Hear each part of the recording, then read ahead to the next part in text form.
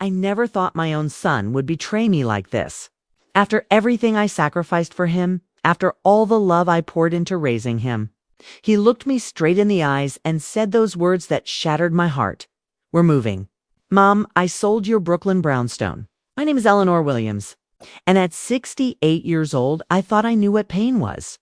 I buried my husband, Richard, 5 years ago after 42 years of marriage. I nursed him through cancer for 3 long years, watching the love of my life fade away day by day. I thought nothing could hurt more than that. I was wrong. It was a Sunday afternoon in late September when my son Michael and his wife Vanessa came over for our weekly dinner. The autumn light streamed through the stained glass panels of my front door panels that Richard had salvaged from an old church in Miss Queens and painstakingly restored over an entire summer. I had spent the morning cooking Michael's favorite pot roast, the same recipe I'd been making since he was a little boy. I still remember how his eyes would light up when he'd smell it from the hallway of our brownstone. That beautiful 4-story brownstone in Park Slope that Richard and I had purchased in 1982 when the neighborhood was still rough around the edges. We'd poured our hearts into that home, renovating it room by room, creating a sanctuary for our family. As I set the table with my grandmother's china, the same china I'd promised to pass down to Michael's daughter, Lily, one die hummed along to Ella Fitzgerald, playing softly on the record player. Richard and I had danced to The Way You Look Tonight at our wedding, and even now, the melody brought a smile to my face. I placed a vase of fresh dahlias from my garden in the center of the table. The flowers were Richard's favorite, and I'd continued to plant them every spring after he passed. It was my way of keeping him with me. When the doorbell rang, I smoothed down my dress and checked my reflection in the hallway mirror. I'd always taken pride in my appearance, even after Richard died. A lady never lets herself go, my mother used to say. I'd styled my silver hair in a neat bob and applied a touch of lipstick. Not for Michael or Vanessa, but for myself, because it made me feel like me. I opened the door with a smile, but it faltered when I saw their faces. Michael couldn't meet my eyes, and Vanessa had this strange, tight smile plastered on her face. But I brushed it off. Maybe they'd had an argument in the car. It wouldn't be the first time. Come in, I said, ushering them inside. Dinner's almost ready. Lily couldn't make it. She's at a sleepover. Michael said, hanging his coat on the antique hall tree that had belonged to Richard's father. She sends her love. I made her favorite cookies to take home, I said, feeling a pang of disappointment. I always looked forward to seeing my granddaughter. At 10 years old, she was the spitting image of Michael at that age. Same curious brown eyes, same dimple in her left cheek when she smiled. But unlike her father, Lily had a gentleness about her, a sensitivity that reminded me of Richard. "You spoil her," Vanessa said, her voice carrying that edge it often had when she spoke about my relationship with Lily. Vanessa was a striking woman, tall, blonde, always impeccably dressed in designer clothes that I knew they couldn't afford on Michael's middle school teacher's salary. She'd never warmed to me, not in the 12 years she'd been married to my son. I'd tried, God knows I'd tried, but there was always a wall between us. "That's what grandmothers are for," I replied lightly, leading them into the dining room. "Can I get you both a drink?" "I have that Chardonnay you like, Vanessa." "I'll have a scotch, if you have it," Michael said, loosening his tie. That was unusual. Michael rarely drank hard liquor, and never before dinner. "Of course," I said, trying to keep my voice steady. "Richard's scotch is still in the cabinet. I've never had the heart to get rid of it." As I poured the drinks, I noticed Michael's hands were shaking slightly. Vanessa was scrolling through her phone, not even pretending to be interested in conversation. The tension in the room was palpable. But I continued to make small talk as I served the pot roast, the roasted potatoes, the glazed carrots, all Michael's favorites. "How are your students this year?" I asked Michael, trying to draw him out. He'd been teaching 8th grade history for 15 years and usually had amusing stories about his classes. "Fine," he said shortly, taking a large gulp of his scotch. "The usual mix. And your real estate business, Vanessa. How's that going?" I turned to my daughter-in-law, who had gotten her real estate license 3 years ago but had yet to make a significant sale, as far as I knew. "Actually," she said, putting down her fork with a clatter, "that's something we need to talk to you about." Michael shot her a look and she fell silent. My stomach tightened. Something was very wrong. We ate the rest of the meal in uncomfortable silence. I could barely taste the food I'd spent hours preparing. When I brought out the apple pie made with apples from the tree in my backyard, the tree Richard had planted when Michael was born, Michael pushed back his chair. "Mom, we need to talk to you about something important," he said, his voice strained. I remember setting down the pie server, my hands suddenly trembling. Something in his tone made my stomach drop. "What is it, honey?" I asked, trying to keep my voice steady. Vanessa reached over and placed her hand on top of Michael's. That's when he said it. "We're moving, Mom. I sold your Brooklyn brownstone." I stared at him, certain I had misheard. The words didn't make sense. How could he have sold my home? My home! "What do you mean, you sold my home?" I finally managed to say, my voice barely above a whisper. "We found a buyer who's willing to pay $4.2 million for it." Vanessa jumped in, her voice bright with excitement. "It's an all-cash offer, Mom. Do you know what that means?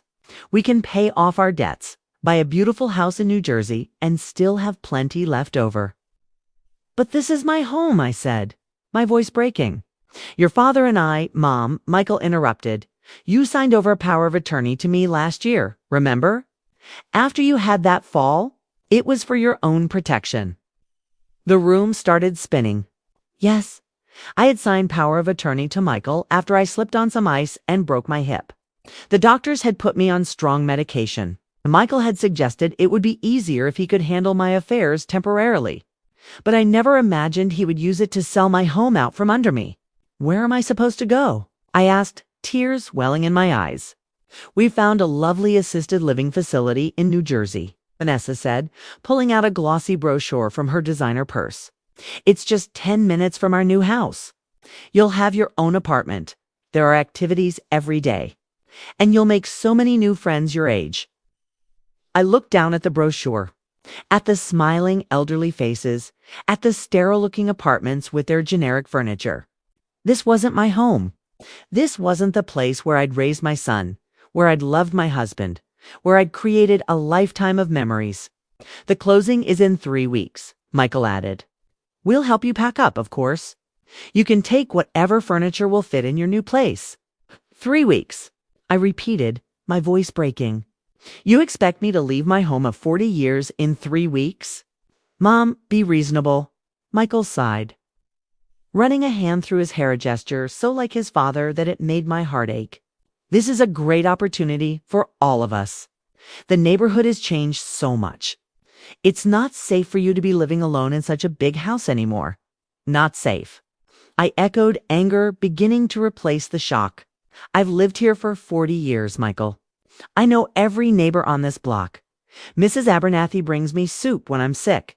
Mr. Rodriguez shovels my walk when it snows. The bodega owner on the corner knows me by name and saves the freshest flowers for me every Thursday. How is that not safe?"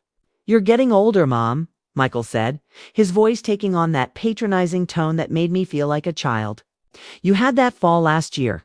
What if you fell again and couldn't reach the phone? What if someone broke in? You're a wealthy widow living alone in a valuable property. You're a target." "I'm not wealthy," I said, confused. "Your father and I were comfortable. Yes, but Mom, this house is worth over $4 million, Vanessa cut in. "That makes you wealthy in my book." I looked at my son, really looked at him, and for the first time, I saw a stranger. The little boy I'd raised, the one who used to crawl into my bed during thunderstorms, who cried when he scraped his knee, who beamed with pride when he showed me his report cards. That boy was gone. In his place sat a man I didn't recognize. "I think you should leave," I said quietly. "Mom, please, just go." Vanessa stood up, gathering her purse. "You're being emotional, Eleanor. This is a business decision, and it's for your own good. You'll thank us when you're settled in your new place, with no maintenance to worry about, no property taxes, no stairs to climb." "Get out of my house," I said, my voice stronger now. "Get out now." Michael looked pained, but he stood up. "We'll come back tomorrow when you've had time to process this." It's a lot to take in, I know. But it's happening, Mom. The papers are signed. After they left, I sat alone at my dining room table, surrounded by the remnants of the dinner I'd lovingly prepared, and I cried. I cried for hours until my eyes were swollen and my throat was raw. I cried for Richard, wishing he were here to hold me, to tell me everything would be okay. I cried for the son I thought I knew. And I cried for myself, for the betrayal that cut deeper than any knife. I wandered through the rooms of my home, touching the walls, the door frames. The banister Richard had lovingly restored by hand. Each corner held a memory. The mark on the wall where we'd measured Michael's height every birthday. The window seat where I'd read him stories on rainy afternoons. The kitchen where I'd taught him to bake cookies. The bedroom where Richard and I had made love. Where we'd whispered our dreams to each other in the dark. Where I'd held him as he took his last breath. How could Michael be willing to take all of this away from me? How could he steal not just my house, but my memories, my independence, my dignity? But as the night wore on, something changed inside me. The tears dried up, and in their place came a slow-burning anger. Who did they think they were? This was my home, my life, my decision. What Michael and Vanessa didn't know, what I had never told anyone, was that before I became a mother, I had been a real estate attorney, one of the best in New York City. I had graduated top of my class from Columbia Law School in 1978. At a time when female attorneys were still a rarity. I had worked for one of the most prestigious firms in Manhattan, specializing in real estate law. I had given up my career when Michael was born because Richard and I agreed that one of us should be home with our son. It was a decision I never regretted. But my legal knowledge hadn't disappeared just because I'd stepped away from practicing. The next morning, I called my old law school friend, Margaret Chen, who was still practicing. We hadn't spoken in years, but she answered on the second ring. "Eleanor Williams," she said warmly, "it's been too long. How are you?" "Not good, Margaret," I said, and then I explained the situation. As I spoke, I could hear her sharp intake of breath, her murmurs of outrage. "Eleanor, what he's done is illegal," she said firmly when I finished. "Power of attorney doesn't give him the right to sell your primary residence without your explicit consent. And if you can prove he manipulated you into signing the POA, or that he's using it in bad faith, we can have it revoked immediately." Hope flickered inside me for the first time since that devastating dinner. "What do I need to do?" "Don't let on that you know anything," Margaret advised. "Let them think you're going along with it for now. Meanwhile, I'll file an emergency injunction to stop the sale. We'll need evidence of Michael's deception and financial records to show he's acting in his own interest, not yours." That's when I remembered something. For the past year, Michael had been insisting on handling all my finances. He'd set up online banking for me, but kept the passwords to himself, claiming it was too complicated for me to manage. He'd also been collecting my mail, saying he would sort through the bills for me. At the time, I'd been grateful for his help. Now, I realized he'd been laying the groundwork for this betrayal all along. "I don't have access to my financial records," I admitted to Margaret. "Michael's been managing everything." "That's a red flag right there," Margaret said. "We need to get those records. Do you have any way of accessing his home or office?" I thought for a moment. No, but I might have someone who can help. After hanging up with Margaret, I called the one person I knew I could trust, my granddaughter. "Lily," she answered on the first ring, her voice bright and clear. "Grandma, I'm sorry I missed dinner yesterday. How are you?" "I'm okay, sweetheart," I said, trying to keep my voice steady. "I missed you, though. I was wondering if you might want to come over after school today. I made your favorite cookies." "Yes," she exclaimed. "I'll ask Dad to drop me off." "Perfect," I said. "I'll see you then." Lily arrived at 3:30, her backpack slung over one shoulder, her dark hair pulled back in a ponytail. As soon as she saw me, she threw her arms around my waist. "Grandma, I don't want you to move away," she said, her voice muffled against my shoulder. "Dad says we have to sell your house because you can't take care of it anymore, but I know that's not true. I see you gardening and cooking and doing everything all by yourself." I hugged her tight, my heart swelling with love for this perceptive child. Lily, I need your help with something very important, but you can't tell your parents. Can you keep a secret? Her eyes widened, and she nodded solemnly. I promise, Grandma. I led her to the kitchen, where I had her favorite snack waiting, peanut butter cookies and hot chocolate with extra marshmallows. As she ate, I explained the situation in terms she could understand. Your dad and mom want to sell my house, but they didn't ask my permission. They're using a legal document I signed when I was sick to do it. I need to find that document and any other papers that might show what they're planning. Lily's brow furrowed. That's not fair. It's your house. You're right. It's not fair, I agreed. That's why I need your help. The next time you're alone in the house, I need you to look through your dad's desk for any documents with my name on them. Especially anything about the house or with the words power of attorney. I can do that. She said, her expression serious. Dad has a home office that he keeps locked, but I know where he hides the key. It's in the fake plant in the hallway. I smiled despite myself. Of course, Lily would know where the key was hidden. She was observant, just like Richard had been. Be careful, I cautioned. I don't want you to get in trouble. I won't, she promised. I'll be super sneaky. We spent the rest of the afternoon looking through old photo albums. I showed her pictures of Richard and me when we were young, of Michael as a baby, of the brownstone when we first bought it, the walls covered in hideous wallpaper, the floors scratched and worn. Grandpa and I did all the renovations ourselves, I told her, pointing to a photo of Richard covered in plaster dust, grinning at the camera. We couldn't afford contractors. We learned everything from library books. That's so cool, Lily said, her eyes wide. I wish I could have known Grandpa better. He would have adored you, I said, my throat tight with emotion. You're so much like him, curious, kind, always wanting to help others. When Michael came to pick her up, I pretended everything was normal. I offered him a cookie, asked about his day, mentioned that Lily and I had been looking at old photos. You should take some of these albums with you when you pack, he said, not meeting my eyes. There won't be room for all of them at Sunny Pines. Sunny Pines. Even the name of the assisted living facility made me cringe. There was nothing sunny about the prospect of being shipped off to a sterile apartment, surrounded by strangers, stripped of my independence. Of course, I said mildly. I'll start sorting through things tomorrow.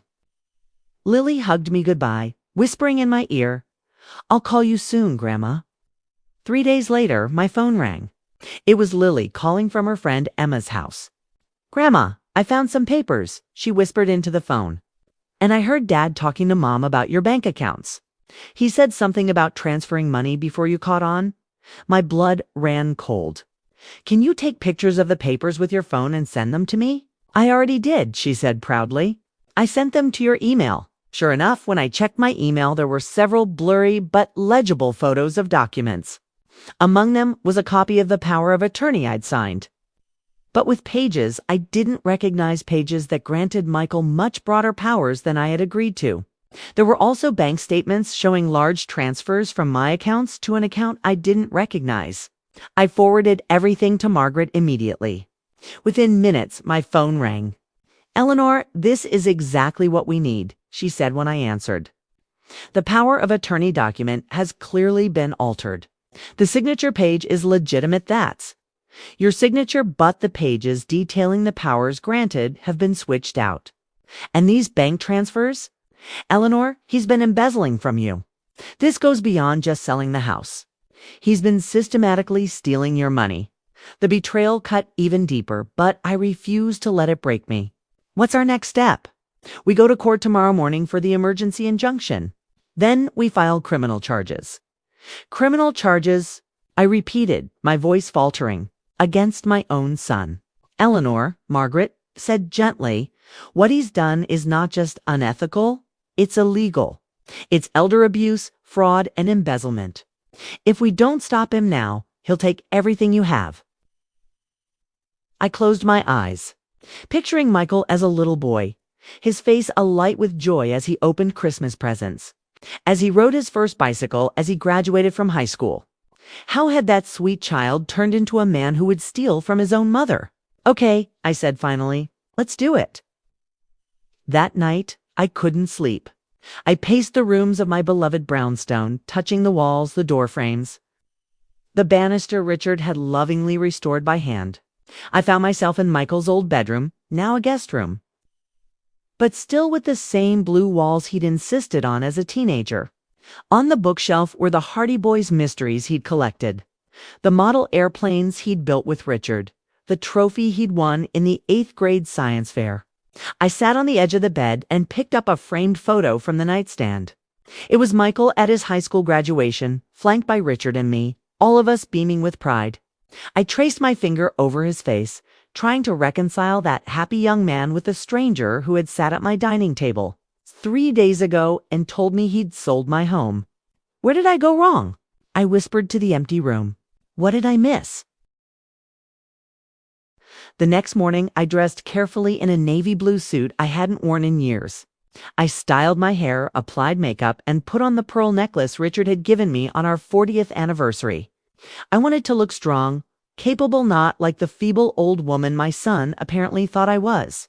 As I was about to leave for the courthouse, the doorbell rang. It was Michael and Vanessa.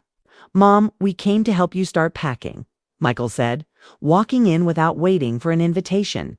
"The movers will be here next week." I stood tall, my hands still on the doorknob. "I'm afraid I have other plans today," Vanessa frowned, her perfectly plucked eyebrows drawing together. "What could be more important than preparing for your move?" "I have a court appointment," I said calmly. Michael froze. "What are you talking about?" "I'm going to court to file an emergency injunction to stop the sale of my home, as well as criminal charges against you for fraud and embezzlement." The color drained from his face. "Mom, you're confused. There's no fraud here. I'm just trying to take care of you." "By stealing from me?" I asked, my voice steady despite the storm of emotions inside me. "By transferring my money to your accounts. By forging additional pages on my power of attorney." Vanessa stepped forward, her face contorted with anger. "You ungrateful old woman. Do you know how much debt we're in? The credit cards, the loans, we're drowning. This house is just sitting here, worth millions, while we can barely keep our heads above water. So you decided to steal it from me." I said, not as a question, but as a statement of fact.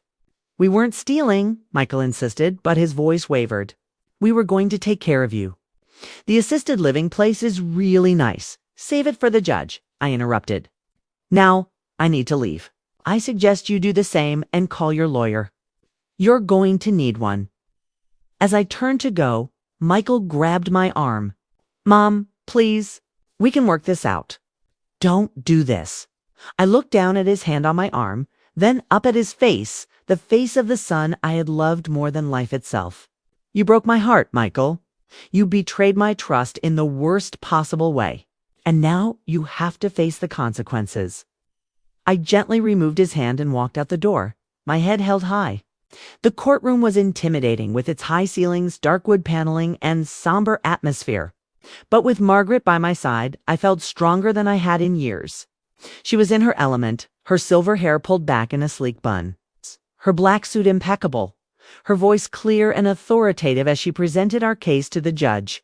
"Your Honor, my client, Eleanor Williams, is the victim of a clear case of elder abuse and fraud perpetrated by her son, Michael Williams, and his wife, Vanessa Williams, using a fraudulently altered power of attorney document. They have attempted to sell Mrs. Williams' primary residence without her knowledge or consent and have embezzled substantial sums from her accounts." The judge, an older woman with kind eyes but a no-sense demeanor, listened carefully as Margaret presented the evidence. The altered power of attorney document, the bank statements showing unauthorized transfers, and an affidavit from my doctor stating that I was of sound mind and fully capable of managing my own affairs. Michael and Vanessa sat at the defendant's table, their lawyer between them. Michael looked shell-shocked, his face pale, his eyes red-rimmed. Vanessa, on the other hand, looked defiant, her jaw set, her eyes flashing with anger whenever she glanced my way. Their lawyer, a slick-looking man in an expensive suit, tried to argue that Michael had been acting in my best interest, that the house was too much for me to maintain, that the assisted living facility would provide the care I needed as I aged. Mrs. Williams suffered a serious fall last year, he pointed out. She lives alone in a 4-story house. It's only a matter of time before another accident occurs, possibly with more serious consequences. Mrs. Williams broke her hip when she slipped on ice on the public sidewalk, Margaret countered. It could have happened to anyone of any age. She has fully recovered and is perfectly capable of navigating her own home. Furthermore, she has lived in this house for 40 years and has an extensive support network in her neighborhood. The judge asked me to approach the bench. Mrs. Williams, she said, her voice gentle but firm, I'd like to hear from you directly. Do you wish to remain in your home? Yes, Your Honor, I said clearly. The brownstone is not just a house to me. It's where I raised my son, where I lived with my husband until his death, where all my memories are. I am perfectly capable of caring for myself and my home. I have no desire to move to an assisted living facility, and I certainly did not authorize my son to sell my house or transfer my money to his accounts. The judge nodded, then turned to Michael. Mr. Williams, did your mother explicitly authorize you to sell her home? Michael squirmed in his seat. Not in so many words, Your Honor, but the power of attorney. The power of attorney that appears to have been altered after Mrs. Williams signed it. The judge interrupted, her voice sharp. Michael's lawyer leaned over and whispered something in his ear. Michael's shoulders slumped. No, Your Honor, he admitted finally. The judge didn't hesitate. I am granting the emergency injunction to halt the sale of the property at 237 Garfield Place, Brooklyn. Furthermore, I am revoking the power of attorney granted to Michael Williams, effective immediately. Mrs. Williams, you may wish to consider filing criminal charges. Given the evidence of financial exploitation, thank you. Your Honor, I said, relief washing over me. As we left the courtroom, Michael tried to approach me, but his lawyer held him back. Vanessa stormed past without looking at me, her high heels clicking angrily on the marble floor. That went well, Margaret said as we descended the courthouse steps. But it's just the beginning, Eleanor. We need to do a full audit of your finances to see exactly what they've taken, and you should seriously consider pressing criminal charges. I need time to think about that, I said, the weight of the decision heavy on my heart. To send my own son to jail. Could I really do that? Of course, Margaret said, squeezing my hand. But remember, what they did was not just a betrayal of your trust. It was a crime. When I returned home, the house felt different, somehow more precious, more mine than ever before. I walked through each room, touching the furniture, the walls, the objects that told the story of my life. In the living room, I picked up a photo of Richard and me on our wedding day. He was so handsome in his tuxedo, his eyes crinkled at the corners as he smiled at the camera. I was in a simple white dress, my dark hair not yet touched by gray falling in waves around my shoulders. I wish you were here, I whispered to his image. I don't know what to do, Richard. He's our son. But what he did? I could almost hear Richard's voice in my head, gentle but firm. You taught him right from wrong, Ellie. Now he has to learn that actions have consequences. The next few weeks were a whirlwind of legal activity. Margaret helped me hire a forensic accountant who uncovered the full extent of Michael and Vanessa's deception. They had transferred over $200,000 from my accounts to theirs over the past year. They had taken out a loan against my house without my knowledge. They had even tried to cash in Richard's life insurance policy, which I had kept to pay for my own funeral expenses, eventually. The district attorney's office, presented with the evidence, filed criminal charges against both of them for fraud, embezzlement, and elder abuse. The evidence was overwhelming, and they were facing serious jail time.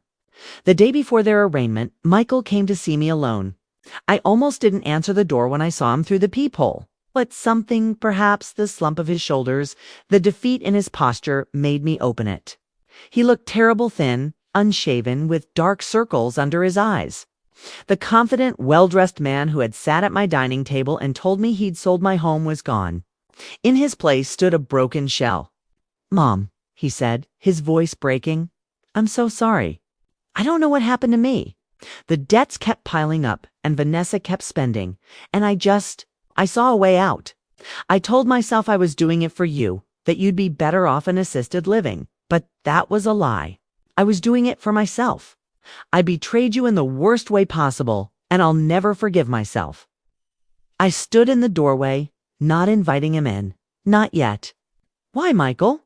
We raised you better than this. Your father and I taught you right from wrong. We gave you everything we could. I know, he said, tears streaming down his face. I have no excuse. The truth is, we're drowning in debt. Vanessa, ... She has a shopping addiction. Designer clothes, expensive jewelry, luxury vacations we can't afford. And I was too weak to stand up to her, too afraid she'd leave me if I said no. So I kept taking out loans, maxing out credit cards, trying to maintain the lifestyle she wanted. When I realized how much your house was worth in today's market, I saw it as the answer to all our problems. And what about me? I asked quietly. Did you ever think about what would happen to me, torn away from my home, my memories, my independence? He hung his head. I told myself you'd adjust, that you'd be happier not having to worry about maintaining the house. But that was just another lie I told myself to justify what I was doing. I looked at my son, this broken man who had caused me so much pain, and I felt ... nothing. No anger, no hatred, but no forgiveness either. Just emptiness, where my love for him had once been. I can't undo what I've done, he continued when I didn't respond. But I want you to know that I've taken a plea deal. I'm going to serve time 3 years. Vanessa is filing for divorce. She says she can't handle the humiliation. He laughed bitterly. Turns out she was only with me for the lifestyle she thought I could provide. What about Lily? I asked, my first concern being for my granddaughter. She'll stay with Vanessa's parents while I'm away, but she's asking to spend as much time with you as possible. She loves you so much, Mom. She's the one who saved you from us, isn't she? I nodded, not seeing any reason to deny it. Michael wiped away tears. She's a better person than either of her parents. I hope you'll stay in her life, even if you can't forgive me. Lily will always be welcome in my home, I said firmly. As for forgiveness, ... I don't know if that's possible, Michael. You didn't just try to take my house. You tried to take my independence, my dignity, my entire life. You treated me like I was nothing, just an old woman in the way of what you wanted. I know, he whispered, and I'll have to live with that for the rest of my life. After he left, I sat in my living room surrounded by the walls that had witnessed so much of my life, and I finally allowed myself to grieve not just for the betrayal, but for the son I had lost long before he tried to sell my home. Somewhere along the way, the values I thought I had instilled in him, honesty, integrity, respect, had been replaced by greed and selfishness. But as painful as this ordeal had been, it had also awakened something in me that had been dormant for too long. My strength, my independence, my voice. In the months that followed, I made some changes. I updated my will, removing Michael as beneficiary and setting up a trust for Lily's education. I joined a support group for victims of elder abuse, where I found friendship and understanding from others who had experienced similar betrayals.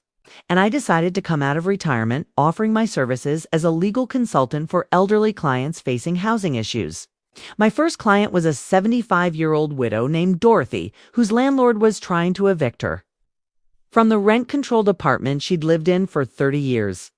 The landlord claimed he needed the apartment for a family member, but Dorothy suspected he really wanted to renovate and rent it at market rate, which would be triple what she was paying. When I walked into the courtroom with her, the landlord's hotshot attorney smirked at the sight of two old ladies he clearly thought would be easy to intimidate. He was young, maybe 30, with slick back hair and a suit that probably cost more than Dorothy's monthly rent. "Mrs. Williams," he said condescendingly as we waited for the judge, "I understand you're not actually licensed to practice law anymore. Perhaps your client would be better served by someone who is current in their knowledge of housing law." I smiled sweetly at him. "Mr. Peterson, I may be retired, but I assure you I am well versed in New York housing law. And while I'm not representing Mrs. Johnson as her attorney of record, she has a wonderful legal aid, lawyer for that tie. I'm here as her advocate and consultant. Now, shall we discuss the fact that your client's claim about needing the apartment for a family member is demonstrably false? Given that he just purchased a 3-bedroom condo in the same neighborhood last month? The young lawyer's smirk faltered. By the time I was finished presenting our case, citing precedents and statutes he hadn't anticipated I would know, that smirk was long gone. We won, and Dorothy got to stay in her home. As we left the courthouse, Dorothy hugged me tightly. "Thank you, Eleanor," she said, her voice thick with emotion. "I don't know what I would have done if I'd lost my apartment. It's all I have left of my life with Harold." "I understand," I said, and I truly did. Our homes are more than just buildings. They're repositories of our memories, our histories, our lives. Word spread quickly among the senior community about the retired attorney who was helping elderly residents fight back against predatory landlords, scammers, and even family members trying to take advantage of them. Soon, I was spending several days a week offering free consultations at the local senior center. It gave me a sense of purpose I hadn't felt since Richard died. As for my brownstone, I still lived there in the home Richard and I had created together. I still tended the garden, baked pies in my kitchen, and slept in the bedroom where I'd spent so many peaceful nights beside the love of my life. But now I also hosted monthly meetings for my support group, offered free legal advice to seniors in my dining room, and had Lily stay with me every other weekend. Michael went to prison for 2 years and 8 months with time off for good behavior. I visited him once, about a year into his sentence. It was awkward, painful, but necessary for both of us, I think. He looked older, thinner, but also somehow clearer, as if the fog of deception he'd been living in had finally lifted. "I've been doing a lot of thinking in here," he told me across the visitors' table, "about who I became, about how I lost sight of everything you and Dad taught me. I'm seeing a therapist, trying to understand why I made the choices I did." And I prompted when he fell silent. "And I realize now that I've spent my whole life trying to measure up to Dad. He was so successful, so respected. I felt like I could never be enough. Teaching didn't bring in the kind of money that would impress people. When I met Vanessa, she made me feel important, special. But her approval came with a price tag I couldn't afford." I nodded, understanding more than he knew. Richard had been a wonderful husband and father, but his success had cast a long shadow. I should have seen how that affected Michael. Should have helped him understand that his worth wasn't measured by his bank account or his job title. "Your father would be heartbroken to know you felt that way," I said softly. "He was so proud of you for becoming a teacher. He used to tell everyone that his son was shaping the next generation of thinkers." Michael's eyes filled with tears. "I never knew that." "There's a lot we never said to each other that we should have," I acknowledged. "But Michael, regardless of your insecurities, what you did was wrong. You have to own that." "I do," he said firmly. "Every day in here, I own it. And I'll spend the rest of my life trying to make it right, even though I know I never really can." I didn't promise forgiveness that day. I couldn't. But I did promise to keep bringing Lily to visit him, to tell her the good stories about her father, not just the bad ones. It was a start. Vanessa, true to form, divorced Michael while he was in prison and moved to Florida with a wealthy real estate developer she'd met through her job. She gave up custody of Lily to her parents, who were kind, decent people despite having raised a daughter who wasn't. They honored the arrangement Michael and I had made, bringing Lily to stay with me every other weekend and for extended visits during school breaks. Last week, Lily and I were looking through old photo albums when she came across a picture of Michael as a little boy. Sitting on my lap, both of us laughing as Richard tried to take the photo while simultaneously making silly faces to get Michael to smile. "Do you still love Dad?" she asked quietly. I considered the question carefully. "I love the boy he was," I answered honestly. "And I'm trying to understand the man he became.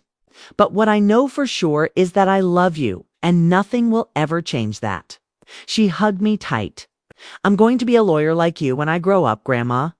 I want to help people keep their homes."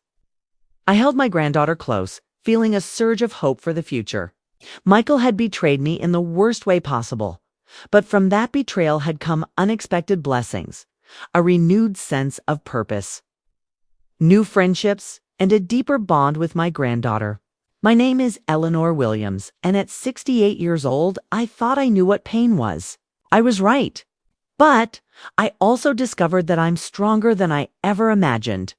My son tried to take everything from me, but in the end, he gave me back something I had lost along the way myself. And my Brooklyn brownstone. It's not just a house. It's not just walls and floors and a roof. It's my home, my sanctuary, my victory, and no one will ever take it from me. Again,